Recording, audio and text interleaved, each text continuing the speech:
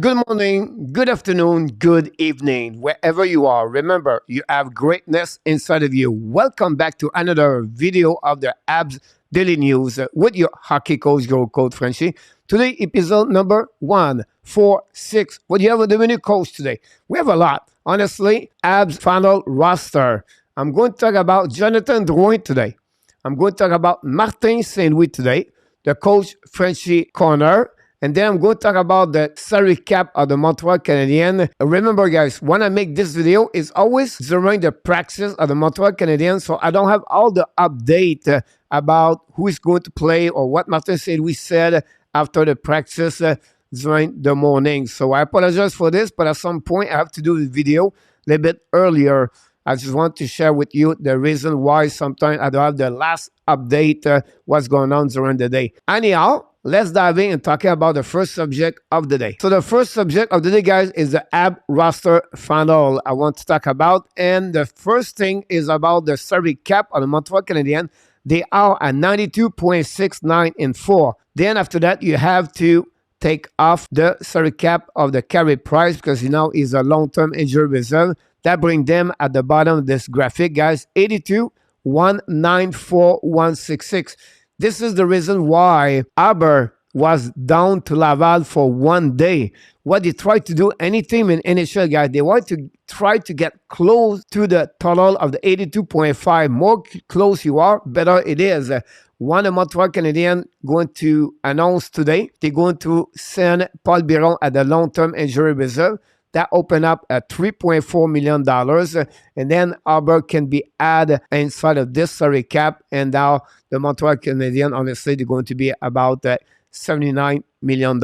And then that will give them a roster size of 23 players. That's the limit you can get in NHL. So just to give you a little bit information about the salary cap for the Montreal Canadiens.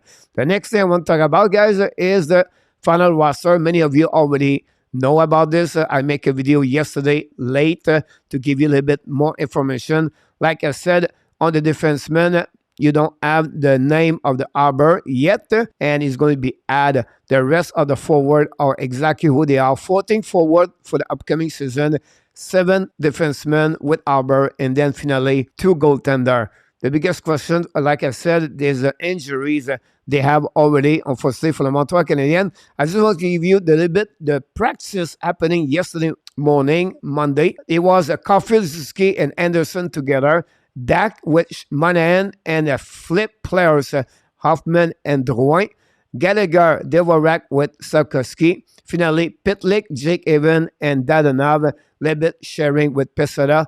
The 2 extra players we heard for the forward look like Jonathan Drouin and Michael Pesada. The defenseman right now, it was Jordan Harris with David Savard, Arber with Kaden Coley, Levitt with Chris Whiteman, and then Jonathan Kovacevic with Logan Mailloux. What? Logan Mailloux? Yes, he's ready now to play, but honestly, he's not going to play with Montreal Canadiens. You can see right now he's missing Mike Madison. He's still on day today. Mailloux took his spot as a left defenseman. We know Mailloux is going to be report for a couple of days with the Laval Rocket before he returned and OHL with the London Knights. So this is the practice Monday. We don't know Tuesday, October 11. Honestly, I make this video before this jump on the ice. I want to talk about a little bit, guys, is the injury for the Montreal Canadiens.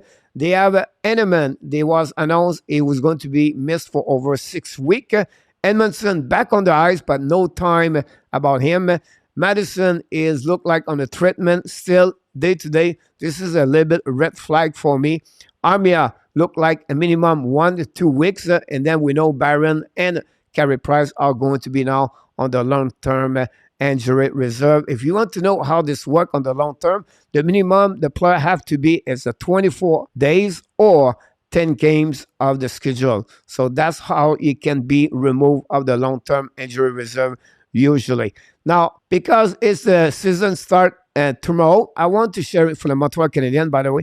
I want to give you guys a little bit more fun as in this video. I want to give you my projection season for the players. And I would like to hear from you. Leave me a comment. Tell me if I'm right or wrong, or that would be great, or under or over. I would love to hear. I will definitely back to you and give me my comments about your post. The first thing I want to talk about is the Montreal Canadiens, guys. I put them 66 points for upcoming season. We know last year at 55 points. I don't see them to go over 70. Many experts put them over there. With the situation, with the injuries, with the defensemen, 2 at least minimum for the defenseman. Montreal Canadiens, at this moment, I go with 66. The next player is Cole Caulfield. 34 goals and 59 points. I would like to hear from you. Let me know what you think about Caulfield. Then the next one is Nick Suzuki. I give him 67 points. I was very close to give him 70 points, but I still believe it's going to be almost at the end of the 60 for him. The next one is Brendan Gallagher. I feel he's going to reach a total of 19 goals and 41 points for the Montreal Canadiens. Not be surprised he get 45 points, but I will go with 19 goals for him. Then we have finally the last one is Slavkovsky. Yeah, 8 goals and 27 points for Slavkovsky. And again, guys, it's just my prediction, what I'm thinking. I can go all the way with 7 players. I just want to share it with you tonight during this video, my prediction. And then, like I said earlier, I would love to hear from you guys. Let me know what you think about my prediction. And let's dive in now, guys, for the next subject of the day. So my next subject of the day, guys, Martin St. Louis, during his press conference and some friend interview, he said something where, what is the goal for him for upcoming year? And this is what he said.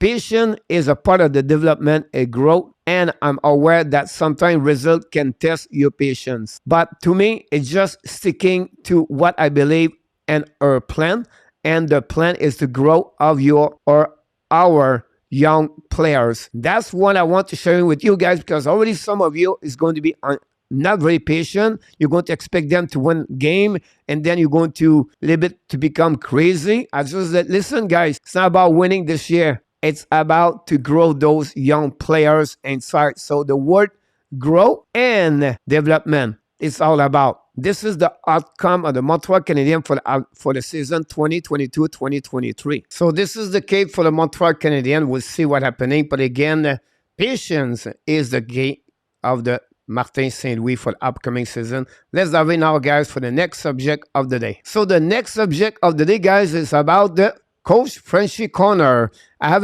2 videos for you. One you already saw last week. One Yuri Slavkovsky did not cover Claude Giroux. But this time I want to talk about the Ottawa Senators, how they did the play for them. And what you want to learn is about the different words. Ottawa's coming. We love to have the carry-on entry in the middle of the ice. Kick out the puck on the winger. The word is kick out. Like I said, we like the players F1 come to the middle of the ice to kick out the puck on the winger. And then look what he does. Jake Sanderson goes straight to the defenseman, make some kind of disturb the defenseman, and that's how they did the goal for the Ottawa Senators. Entrance zone, you like to have the player come to the middle between the dots. Second thing, we like to the player kick out the puck on the board, on the winger. And thirdly, the F1, the guy just come inside the zone. We want him to go through the defenseman to opponent team, create some kind of obstruction or interference without have a call on that one. So that was the goal on this one. And of course, for Montreal, bad execution on the defensive zone. And one of them, it was a zone coverage by Yuri Slavkovsky. So the second video, guys, it's about a goal on the power play by the Arizona Coyotes. Again, the Vegas Golden Knights. Let's roll it and explain to you what's happening. This is a pass for the defense to the flanker at the dots. You see the guy at the goal line is going to remove the puck over there. And then the guy at the goal line, quick release in front of the net, and no chance for the goaltender Hill to move from his left to the right.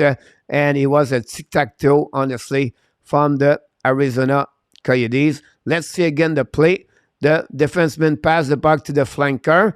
The flanker is coming now, pass the puck to the goal line. The first attempt, it did not work, but the puck go out on the opposite flanker at the dots. Pass again to the defenseman. Coming back to the top, pass to the flanker right there. And then the Vegas is completely disturbed by the 3 players' presence. Then you can see the play for the goal line in front of the net. And that's what you got, a goal for the Arizona. That's called a power play goal from the goal line to the middle of the ice. This is something the Vancouver Canucks, The Tampa Bay Lightning are really, really good usually to apply that kind of play from the power play. So I just want to share with you those two videos. Hopefully you will learn something, and definitely leave me a comments about the video and the Coach Frenchy Corner. The next subject of the day, guys, is about the NHL news around the league. And I'm talking about the Vegas Golden Knights. We just talked about this video.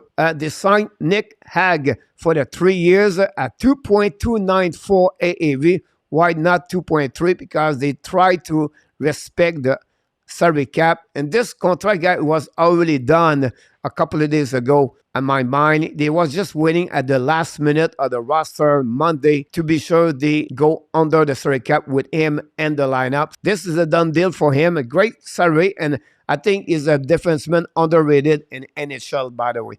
The next one is coming for the Ottawa Senators, guys. He was on the PDO. Is Derek Brassard.